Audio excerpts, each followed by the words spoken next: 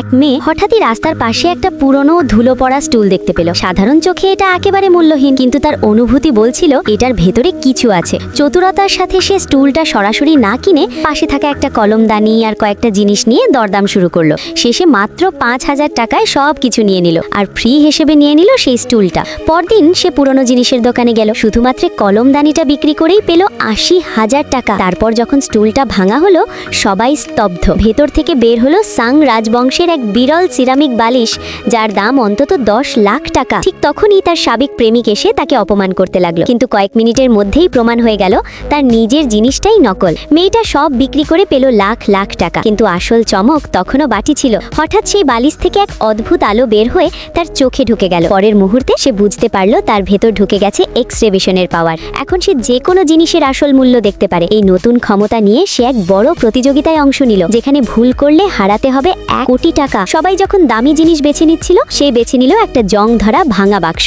সবাই তাকে পাগল ভাবলো, কিন্তু বিচারক যখন বাক্সটা খুললেন, তার ভেতর থেকে বের হলো বিরল স্টার স্যাফায়ার আর রুবি। এটা দেখে সবার চোখ কপালে।